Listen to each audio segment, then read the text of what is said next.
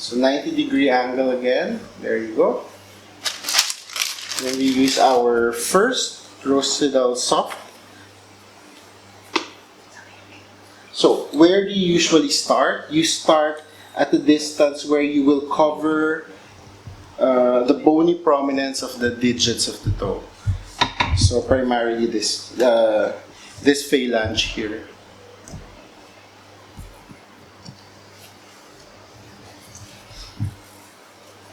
So this will be our first turn. So I'm not really pulling on it, just letting it do, just letting it have pressure. There you go. And then we just cover this part here. You can see it peeking on it.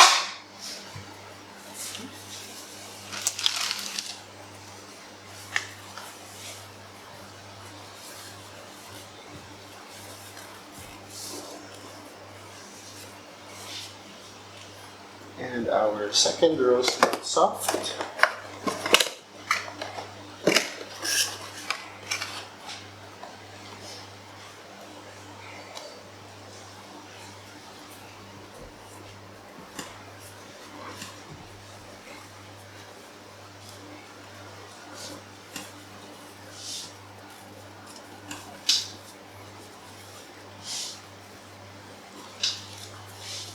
So you have about 50% overlap again.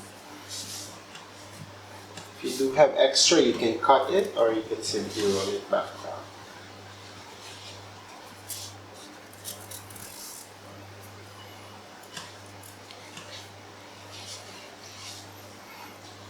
So you can cut it or you can roll it back down.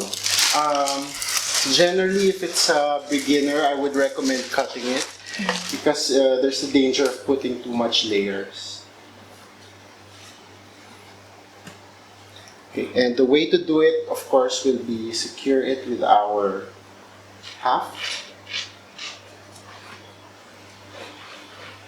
So this one is definitely an advantage because it keeps the integrity of the Rosidal soft. It won't damage the Rosidal soft when you take it out.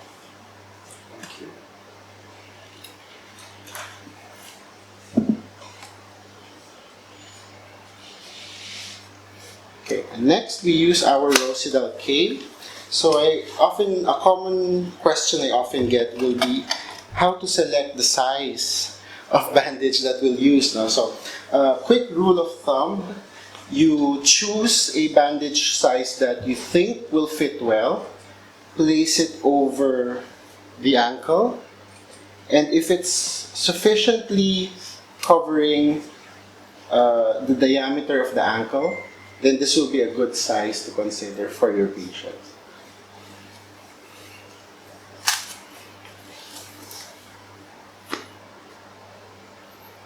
We start our first roll here. You can. There are actually very many ways to do your bandaging. There's a lot of bandaging techniques. Personally, I like doing the herringbone pattern. So I think I'll show that first before the other techniques.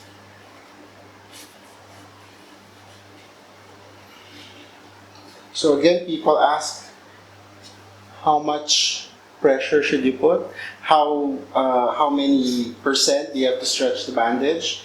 For me, I just stretch it about 50%, but really because it's the law of Laplace, where the pressure really depends on the number of layers and the diameter of the limb.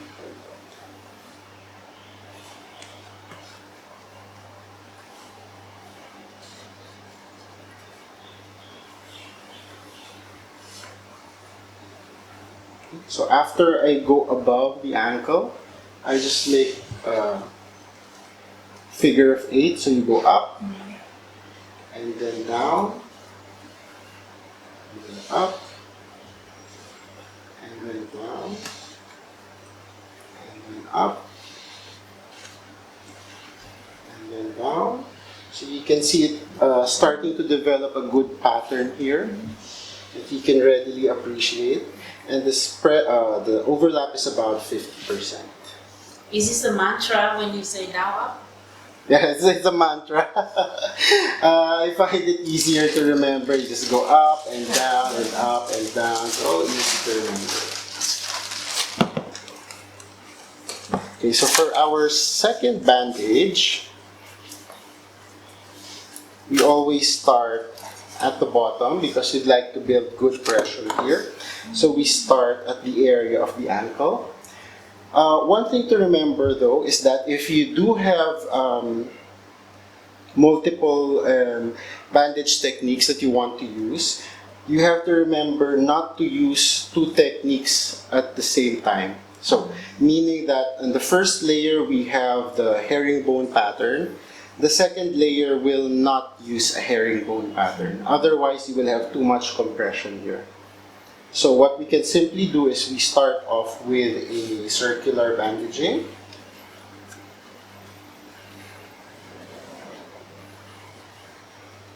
So again, almost 50% overlap. And once you've covered the first part of the bandaging, you can now proceed with your figure of 8 bandage. Maybe you can bend a little. Okay. So we go up, and then down, and then up, and down, and then up.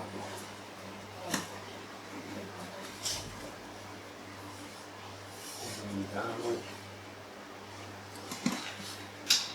And that's it. So again, you can clearly see the pattern here.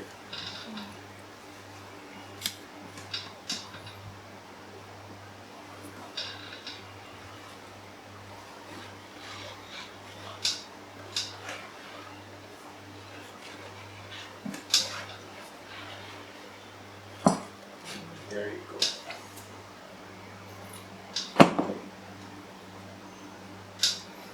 And we finish it off. Closing it. And then that.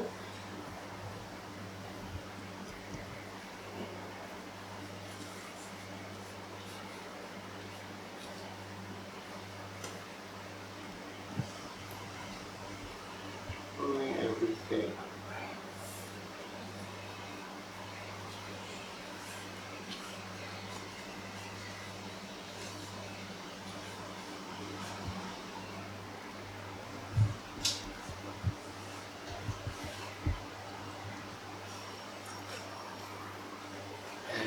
Secure everything with our modulus hand.